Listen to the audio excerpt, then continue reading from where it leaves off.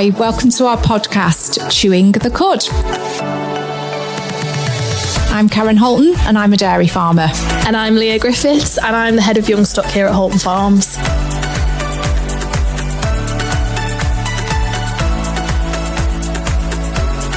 In this episode, we're going to be talking about all things TB, not a topic that farmers particularly want to face, but it is an important topic that we all should be discussing.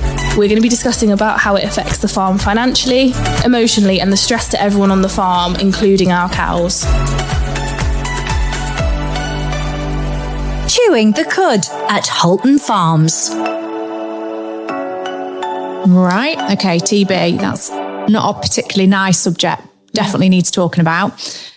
How about you start us off, because you're an employee in the business. So I know what it means to me because I own the business and I know the impact it can have.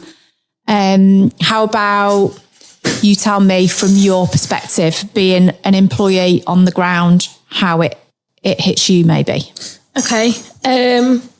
So I guess with the young stock especially, we now know that we've got to change how we sell our calves, how we hold on to them for a lot longer. We can also see the impact that it's having on you as our bosses and everyone around us. I suppose it's just not a nice feeling. Yeah. In general, atmospherically, it's just not nice. And it's happened recently and it's hit us pretty hard. Yeah, I think when people talk about TB and impacts on the business, I think what we don't talk about a lot is probably the emotional impact. Yeah. And the emotional impact spreads far and wide. So it goes across the business as a whole. It goes across all the people, because all the people in our business, whether they drive tractors or they scrape up yards or they milk cows or they rear calves, everybody is in contact with a cow. So, you know, I have this saying here, if you don't love cows or don't have a passion, you can't work here. Yeah. So because of that, when you enter into something like this, there's probably nobody in that business that isn't involved with the cows. No. So I would say from my point of view, like I always say things like, you know, it's a journey. It's another journey. We've gone down with TB. Here we go again on another journey. Mm-hmm. Unfortunately, this is probably not a journey I'd like to take. No. And over the years, we've had the odd case here and there. And sometimes it's been that when it's gone for culling and they've opened that cow up and they've never found a lesion, or so it might have been a false positive. It might have had contacts in its life somewhere with TB, but it wasn't a sick cow. It didn't have a lesion, so we couldn't culture it. Very odd occasions, we might have found one along the way. And this is going over many years. This is going over like 20, 30 years. We've had one and it was a TB case, but we never saw anything else. This time has been probably the most painful, and I've never experienced anything like this and don't want to again. But we've had 2 suspect cases in less than 18 months, which then triggers something called a gamma test, which is a blood test, and is something I have always dreaded having to have because it does throw up some false positives. And for us, it's thrown up a lot of cows. So it's actually, we've gone from just one, losing a lovely old Monty cow. She was 9 years old back in July, that's why it triggered this test. She had a lump on the skin test, so fair enough. They've actually found a lesion, but they've cultured it and we still don't know. Yeah. They've not come to the end of culturing. Yeah. So this has flagged up this gamma. So the gamma's come along and now it's taken 20 cows, 18 of which have already been slaughtered, but they've only found one with lesions. So that's the only one that will get tested. So out of that many, did we have, or how many we did have that were false positives? I don't know. And we'll never know. It's something we'll never know. On the positive, is it, well, I don't know. It's hard to say about killing your cows. What's positive? Yeah. If some of those others had got TB, you just couldn't see it when you open them up, then fine. We've removed them and stopped them infecting something else. So I suppose we've got to think about it like that. But I found this a particularly harrowing journey because I've never, ever lost that many cows in one go. So many. Yeah, forget about I don't care. It is about the money because it's tough. The money bit is the hard bit as well, but I'd give you the money all day if I could keep my cows. Yeah. if I didn't kill cows, I'd pay you not to do it. So I'd pay you for a vaccine tomorrow. Yeah. It's the biggest thing, I think, as much as the older cows going as hard as it is, but watching our young stock, as in they're 12 months, they're in-calf heifers, they're flagging up as positive, and that's gut-wrenching. Yeah. It's horrible. We're killing a young animal that's going to have a calf, so we're killing the calf as well inside her. Yeah. Depending how far on she is or was in this case. And hence why that's the only 18 of them have gone, because there's 2 left behind. One, unfortunately, and very sadly, is Baby Soft Pants, who this year had actually retired to the pet paddock to live out the rest of her life. So that's what we did the video on Facebook and on our Twitter and everything, which has gone really viral. Loads of people have seen it, which is good, because we do need to bring attention to this. Yeah. And let people see what it does, how it does impact, because it isn't just an animal that's productive. You know, these are our girls, these are our work colleagues, and these are an animal that we care dearly for. They're part of our family. Yeah. So Baby Soft Pants, bless her, she flagged up, but she's still here because we, before she went, she had a bit of foul before she went down. So we've treated her with something. So she's in what they call withdrawal. So she can't go to slaughter yet.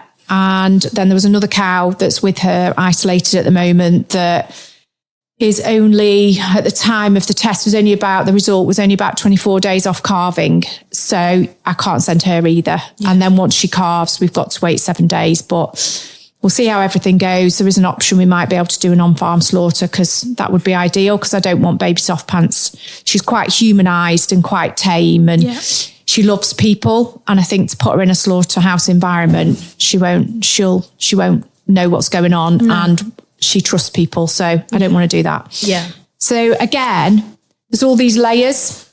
Having the test and flagging up with TB is the top of the iceberg, I think. It's underneath what's going on under the water. Yeah. And it's all that aggravation of all the paperwork, of all the systems you go through, all the challenges of that cow can't go, she's got TB, she's got a calf, inside her that's only 24 days off calving. You know, the pet paddock, we've got a pet going. How do we manage that? I don't want to ever go into a slaughterhouse. There's so many layers. Then it's paperwork. If those 2 don't go, then the calves that we've got to go to Orange Market that can only go once a month. Yeah. They can't go to Orange Market because I've got 2 cases on farm. It never stops. No. It's like an onion. Yeah. And every day I'm peeling something back. And the next thing I know what's going to happen is we do get compensation. It's nothing like what that animal is worth to us. It's a million miles away from it. But I know now my compensation for those 18 is probably going to get held up because I've still got 2 on farm. Yeah. And I won't let them go. You know, I could easily do it, but I find it unethical. Yeah. I've got to let that cow calve on farm. Yeah. And so there's so many things that come from it that you don't realise. And that's just for me in here. Yeah. I'm in the office doing a lot of that. You guys are out, you more than me are with the animals outside. You do office, but you do a lot outside as well. Yeah. So we're holding on to a lot more calves than we would normally if we were clear. So that puts pressure on, it puts pressure on us, it puts pressure on the calves. The stocking density is a problem for welfare, and it's something that I think people aren't always aware of, that we're having to cling on to these calves. And we might send calves once a week normally, but we're having to hold on to them for up to a month at a time. And that's not good for anybody. That's not good for them. That's not good for us. Yeah. Yeah. So that's our beef calves, isn't it? Yeah. So our heifer calves, they stay anyway, regardless. So they come through the system, you know, they end up coming back into the herd and milking in 2 years' time. It's those beef calves, which, because of our morals as well and our ethics. We won't compromise on how we rear them. Yeah. So we're not going to cut the milk powder back because, we've got to keep hold of them. And you've just done some weights today and, they're putting on nearly 1 kilo a day, which is amazing. And that's what they should be doing. But that's costing a lot of money. Yeah. And that's money that normally we wouldn't be spending because by now we'd have sold those onto a rearer. Yeah. And we can't do that. So we can't compromise. So we've got to find that extra money to feed them. And we've almost had a perfect storm because at the same time, the milk price has dropped. So massively dropped, we've worked out, I think at the moment, did I say our costs of production? And, I'm not embarrassed to say it because we do really well. We're good farmers, the 43p a litre, but we're getting paid 35. And that's happening to a lot of farms. Some will have lower cost of production to us, and they won't have as big a gap, but that is what our cost of production is. Yeah. I've had people in, I've had the vets look at it, I've had the feed people look at it. I've had a really good friend of mine. I had a really good chat with her the other day who works for Kite Consulting. There's nothing, when you go through everything we do, we're in the top 1% in the country for a lot of stuff. We're in the top 5% in the country for a lot of other stuff. What do we pull? We've made a redundancy through it, which is somebody that works in the office a bit. And, we've made that redundancy. We've not put wages up. We already pay quite, I don't think we're tight at paying. You might think differently, Leah. I don't know. But, we're not mean. And in the perfect world and in any other industry, we'd be paying a lot more for people. Yeah. It just doesn't afford us to. We just can't. The milk price just doesn't allow that.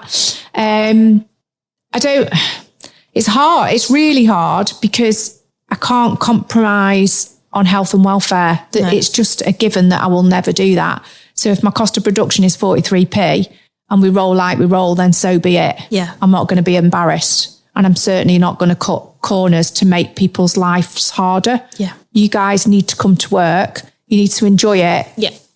Go home, have a life. Yeah. I'd rather roll with a couple more of you doing less hours than ask 3 or 4 of you to work 70-hour weeks. I just think that's barbaric. Yeah. And it's not for the modern day world. And it's also not encouraging people into the industry, which we really desperately need to do. Chewing the Cud, a podcast about life on a Cheshire dairy farm.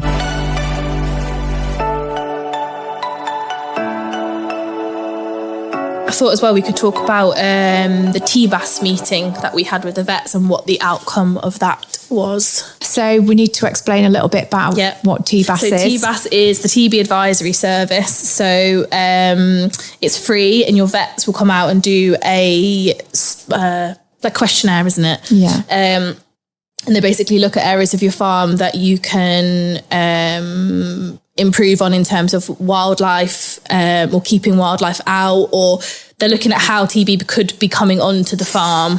So that could be vehicles, that could be people. And the outcome of ours was wildlife, wasn't it? It was, but I feel scared saying it because now I'm going to get hounded by animal rights people are going, how can you prove it?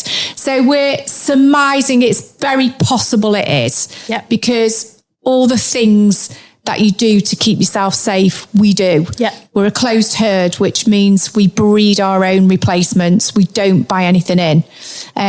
We don't feed cows in the fields. In fact, this year, for the first year, we've kept our cows in most of the time because it was so hot. We didn't graze the lows out this year. And part of me is always relieved when we don't do that, or if we don't do it, because you have got that threat of a possible TB from wildlife. So, it's difficult because do you want your cows in all year round? In a perfect world, it'd be lovely if you graze them half the year and you have them in half the year. But if you've got threats like heat stress and you've got things like possibility of TB coming from wildlife on your land, then no, it does feel safer to keep them in. Yeah. And I feel like I'm doing them an injustice, putting them under threat by turning them out almost. So the main herds haven't gone out this time. We don't feed if they are out, we don't do things like feed mineral licks or anything like that in the fields. That's all done in their food ration, actually in the yard. We have water troughs that are special troughs that have slanted sides and are very high, so no wildlife can get in them. We have thingied gates. So a lot of the gates around the yard have got like mesh on the bottom. So, it's really hard. We seem to do everything, so we just can't think where else it can come from. Yeah. The frustrating thing, I think, as well, is that our heifers have never been outside, have they? They've never grazed outside. So the fact we had 8 show up on the test at the unit that's never been grazed is alarming. So does that say the wildlife is coming into the yard? Yeah. Quite possibly. Yeah. So there was 2 8-month heifers that went, which is really, really sad. They're only just at the start of their life. Yeah. And they went, and it just, might they be the false positives? Yeah. I mean, let's be honest, something has got lesions, and for that many to flag up, we must have something lurking somewhere. There's something going on. But how is it getting to us? That's the $1 million question. Yeah. I think the next thing Tom and I are discussing now, which will cost money, is just the yards, and at Townsend, especially at the heifer rearing unit, just to do some extra sort of security type fencing, really, in all the little gateways and gaps, just to secure the yard up so that nothing really could get in there. Yeah. I mean, it might look a little bit like Fort Knox by the time we finish, but I don't know. I don't know what else to do. We do that to keep them safe. Yeah. I think that's the next plan. And here at home as well, out the back of the calf pens on the top yard, there's an area we could try and run some security fencing around the edge of the buildings and stuff like that. Yeah. I can't imagine the wildlife comes into us to that level because of the dogs and things. Yeah. The dogs are out loose in the back garden at night. They're in and out of the house and through the garden. I don't know.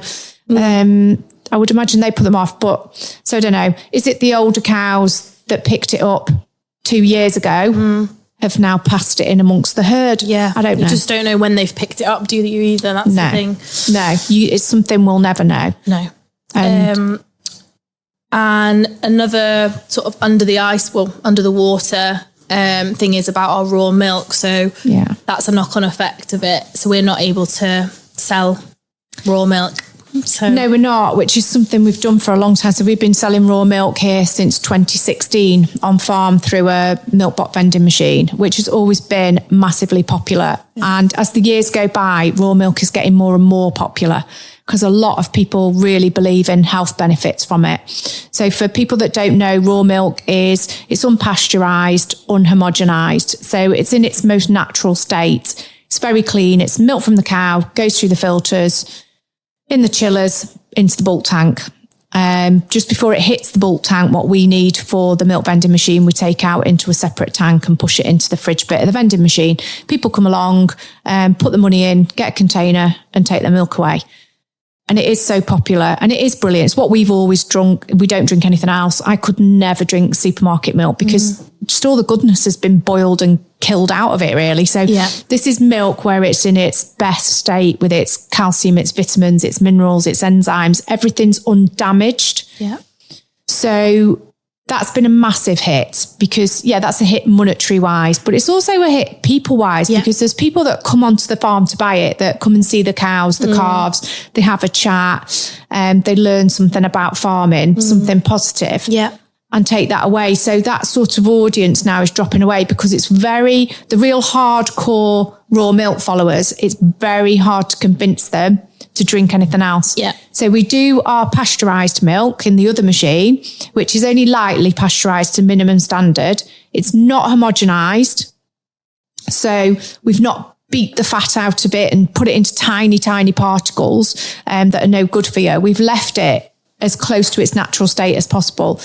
And it tastes absolutely lovely like raw milk does, a million miles away from the supermarket milk, but you still just that hardcore lot of people, you just cannot quite convince them to have it, which it's sad really. But so they either don't drink it, some of that hardcore, they just won't have milk, or they do go and find it somewhere else, which is a lot further away. Yeah. It's funny, I literally had someone come to the calf pen gates as I was weighing these beef calves today. And he said to me about the raw milk, and I'm not around in the milk shack very much, but I've had that twice now. People come over and say, oh, where's your raw milk? Have you got the raw milk? And it's horrible to have to tell them why. Why? Yeah. It's horrible. And we've put a sign up on the machine to say to the customers why we can't sell raw milk. And they're just devastated. And they have come specifically for that, haven't they? Yeah, well, in the background, you know, I'm getting phone calls, I get messages through social media accounts asking, is it on yet? When will it be on? And I actually, I'd put a message on about it and what was happening to us, but I should have updated it. So I did that back in July. We were shut down and I was going to do an update. And when I got the update, which is these cows, this 20 that have come up and 18 have already been killed, I can't write the update. I keep breaking down. Yeah. And I said to you the other day, didn't I? I've got to write this update and I don't know how to start it. And I can't bring myself round to actually typing up what's going on without either getting mega upset about it. And like I'm going a bit now, my voice is going. So stop it. Without either getting really upset about it or knowing what, I just don't know how to explain to somebody and explain to the general public. If I explain to a farmer, I can use a completely different terminology that they're going to get and they'll understand it. But when I'm dealing with the general public that aren't farming, I can't begin to understand how I'm going to explain to them that I've killed 18 cows and that I've only found one with lesions. I don't know. I don't know. But I did have to explain it to a lady the other day who got her eggs stuck in the on a vending machine. And I had to go round and get them out for her. And I had to replace them. They were pretty smashed. And we got onto that because, again, she'd come for raw milk. Yeah. And she travelled from Warrington and didn't know. And eventually I gave her some of our pasteurised milk, but I had to explain. She asked lots of questions and I actually broke down, which was quite, is it embarrassing? I don't know if it is. No, it's not embarrassing because it's what's going on. So I shouldn't be embarrassed. I did feel slightly stupid. I felt for her because she was like, oh my God, what am I going to do? But she got it. She understood in the end when we talked it through what was going on. And she was just like, she couldn't believe that sort of thing happens. Yeah. And she found it she kept saying, well, it's barbaric. Why has nobody sorted this out by now? And I was like, oh God, it's political, a lot of it. Yeah. It's political. And then she also couldn't understand why we didn't vaccinate. Well, of course I would if I could get hold of one. Yeah. And I actually got asked this question a few weeks ago by somebody who's doing an article on something. If there was a vaccine available, would you use it even if you had to pay for it? And my answer is we vaccinate for lots of other things. Yeah. Vaccination is a preventative measure. Why would you not prevent something happening that was negative to your animals? Yeah. And the cost of the emotional cost, the administration cost, and the financial cost to our business and what it puts us through as a whole team and a whole farm team of people, and even outside people like our vets, you know, even our accountant got teary the other day when I told her we were down with TB because it's such a big challenge for us to get through. Why would you not? Yeah. The no-brainer. Yeah. I think if I paid for a vaccine, in the long term, it would save me money just on the emotional cost to people. Yeah. Before we start. And, you know, some of those cows that had to walk up that back ramp last week, they did a milking in the morning. They did their last milking and then walked up a back ramp. You know, some of those cows were giving 55 litres of milk a day. That's, you know, 55 households for that day. Gone. Worth of milk. Yeah, just gone. Just gone. And our cows are so happy and healthy that was really good milk. Yeah. That was not rubbish milk. That was healthy, happy milk. Yeah. Just gone. It's devastating. Yeah. For the next, you know, our cows have got longevity, haven't they? You know, some of our cows live till they're like 10. Yeah. You know, in production, some are 11, 12. Yeah. You know, think of Barbara. She's still got Barbara. She's 16 in the pet paddock. And I was dreading that. I thought because she was an old cow, she would have flagged up, you know. I really thought the horrendous thing about having pets as well, because it doesn't choose, does it? TB doesn't choose who it affects. So we were we were hoping that they wouldn't, weren't we? But you've got to prepare for the worst, haven't you? Baby soft pants was. Yeah. But hey ho, how many have we got? 5 in the pet paddock now. That's what we'd got, when we went down. So to only lose 1, it's not great. No. But I honestly thought we'd lose because of their age. They're older cows. They'll have had more exposure if they've had any. Yeah. There was more chance of exposure because of their ages. Yeah. There's Midnight's in there and she must be 11 now. Yeah. She's just retired this time. So yeah, I was very surprised it was only 1. Yeah. But hey ho. So now we have to wait 60 days. Yeah. Well, we're going to have to wait longer because I'm choosing to carve this cow at home. So yeah, we're holding on to her. She's going to carve. Some farmers, if they're listening to this, will be thinking, is she mad? That's going to, that's adding another month onto being shut down. But morally and ethically, I can't stand on a stage at a conference and preach to people about how important welfare is and how high welfare we run. That's what we live for. Yeah. And then be doing things like killing cows that are going to calve. Yeah.